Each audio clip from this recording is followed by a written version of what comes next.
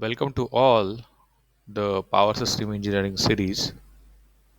Today we are going to discuss about unit number 1, thermal power plant.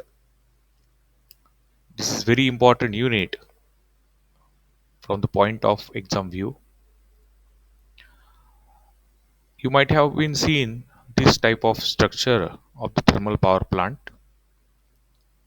might be near to your city, or whenever you are going from the train, you might have been visited or you might have been seen such a kind of structure. So these are the chimneys from where the fumes are taking place. These are the thermal power plant. This is the road for the transportation purpose. And here you can see the rail lines also. What contents we are going to observe?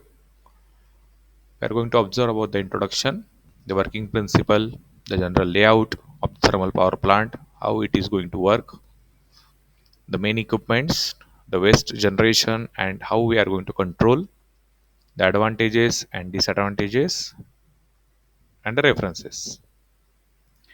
A thermal power plant which converts the heat energy of a coal into a electrical energy, and this coal which we are using as a fuel is burnt in a boiler which converts the water into the steam. This expansion of the steam in the turbine produces a mechanical power which drives the alternator which is coupled to the turbine. The thermal power plants contribute to the maximum to the generation of the power for any country.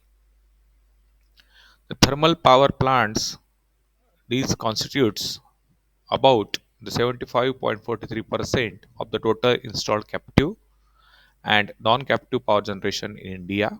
So majorly power we are getting from this type of uh, power generation from the thermal power plant. In the thermal generating stations, coal, oil, and natural gas, etc., are employed as a primary source of energy. So, we are going to observe the layout of the thermal power plant, but this is general the introduction related to the thermal power plant. Now, the next working principle. Firstly, the water is taken into the boiler from a water source. So, ample amount of water source is the requirement of the thermal power plant. The boiler is heated with the help of the coal. The increase in temperature which helps in the formation of the water into the steam. The steam generated in the boiler is sent through a steam turbine. Then the turbine has the blades that rotate when the high velocity steam flows across them. This rotation of the turbine blades is used to generate the electricity.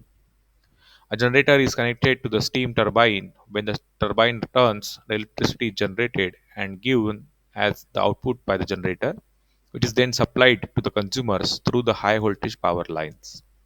So, this is a brief working principle of the thermal power plant.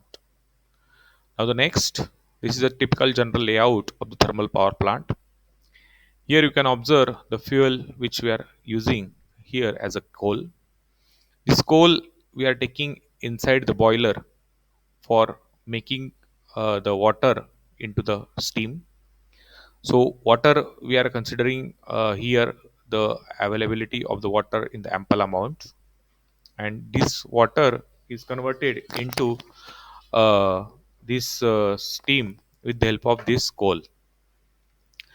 Then this is converted. It is connected to the economizer, and this economizer is connected to the condensate water pumps.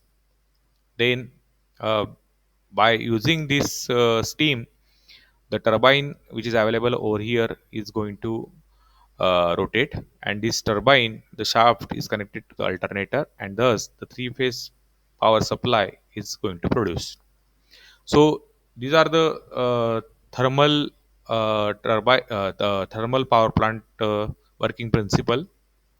Here the condenser we are using, then the circulating pumps and the cooling towers. So this is the closed loop general layout of the thermal power plant. I hope you understood this thermal power plant general layout structure. Thank you. God bless you all.